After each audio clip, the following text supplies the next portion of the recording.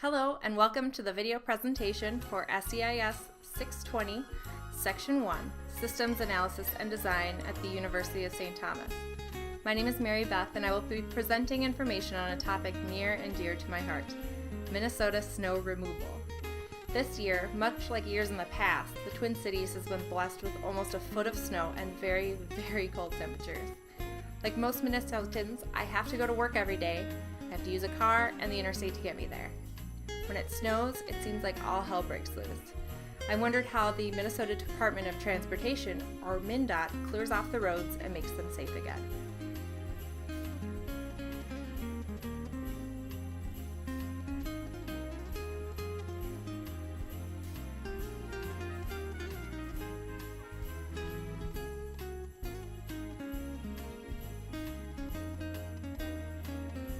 At first I wondered, what does systems analysis and design have to do with snow removal?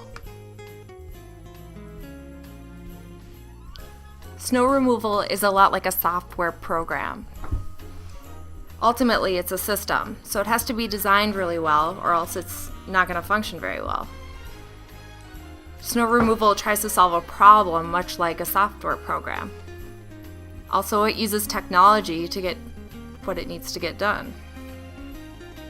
Time and money are also a great concern when it comes to both snow removal and software programming. The next few slides will show a problem statement, which helps us to analyze MinDOT's effectiveness at removing snow. It shows the current state, the ideal state, scope, domain, impact, and what action should be taken in order to fix the problem of too much snow on the roads. First, we look at our current state. This is where we can get a good idea of our jumping off point to fix the problem. And it also clarifies what the problem actually is. In this case, Minnesota gets snow, but we also need to drive on the roads. When we drive on the roads and it's snowy, it increases the chances of getting in an accident.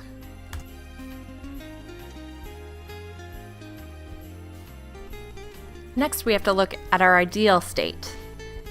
Wouldn't it be nice if we could eliminate all weather-related accidents and deaths? This is also where we want to shoot for in terms of a goal. The scope tells us what we have to work with. We have to use a combination of the equipment we already have as well as new technology to solve the snow removal problem. In the case of snow removal, the domain shows what ground we have to cover. MinDOT snow removal has a huge impact on the lives of Minnesotans. Not only is it easier and safer to drive after a road has been plowed, it also reduces the risk of weather-related accidents and deaths. The first course of action is to determine at what level of snow are people still comfortable driving. Second, a system of snow plows and other snow removal tools need to be used in order to get the roads at the level that people feel most comfortable in the most efficient way possible. So how does MinDOT do it? How do they successfully move all of that snow? Now that we know what the problem is and the goal we're trying to shoot for, we will analyze the tools MinDOT uses to accomplish a safe highway system after a snowfall. Contrary to popular belief, I'm not the first person who thought of this. We get to look at several of the different advances and technologies that they use. MinDOT uses a lot of resources to clear the roads after a snowfall. As of 2010, they had 800 snowplows, 1,500 drivers, and they also used millions of tons of sand and salt.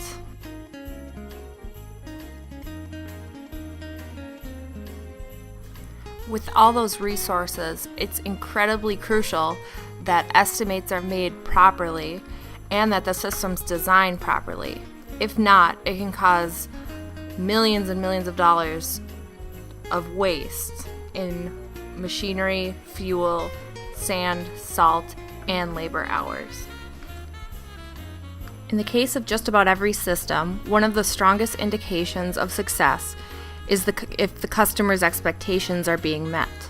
In the case of MinneSNOWta snow removal, a market research survey was conducted in 1999. Through this research, MinneSNOWta determined a benchmark for levels of snow and ice on the roads at which people felt safe driving. This benchmark is called bare lane. According to the MinneSNOWta maintenance report, a bare lane is defined as when 95% of all driving lanes are free of snow and ice between the outer edges of the wheel paths and have less than 1 inch of accumulation in the center of the roadway. The bare lane benchmark also gives a measurable and attainable goal for achieving customer satisfaction. In order for the snow removal system to be efficient, the snowplows must move very, very quickly on icy roads. Considering these conditions and the huge sizes of the plows, MinneSNOWta has a responsibility to warn everyone about the dangers of getting too close to the plows and possibly being hit. The Stay Back, Stay Alive campaign has been very successful in warning other drivers, pedestrians, as well as kids playing outside of the dangers of snowplows. We learned a lot this semester, and one of the most valuable things I learned was about Gantt charts. These charts are made to allocate resources to certain tasks at a certain time. For instance, a simplified schedule of the plow schedule is shown. This shows who is using a plow and when. Another dimension could be added to include what roads need to be plowed. Gantt charts have the potential to be very complicated very quickly, especially if you consider specialized equipment being required for certain roads. The system needs to be resilient enough to recover if a plow breaks down or a worker is sick. This reiterates the importance of a well-designed system. Technology is used to help solve a problem better. The following slides will show some of the newer technologies being used to help MinneSNOWta better achieve its goals while keeping costs down.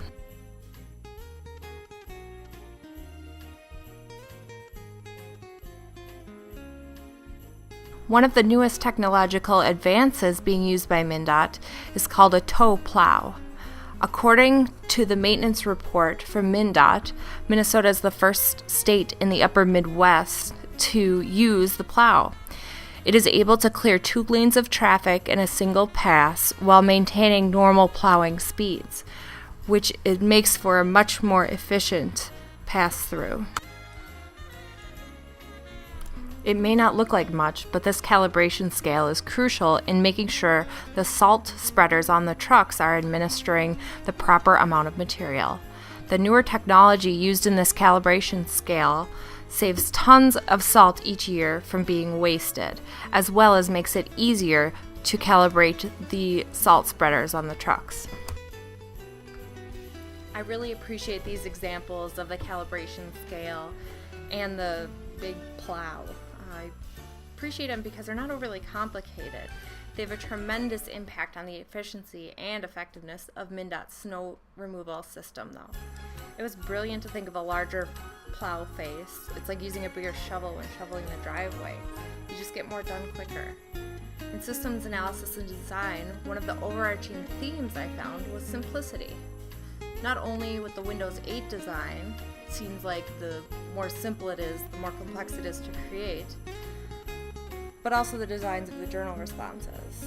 The guest speakers and the more philosophical discussions we had highlighted contradictions between simplicity and complexity.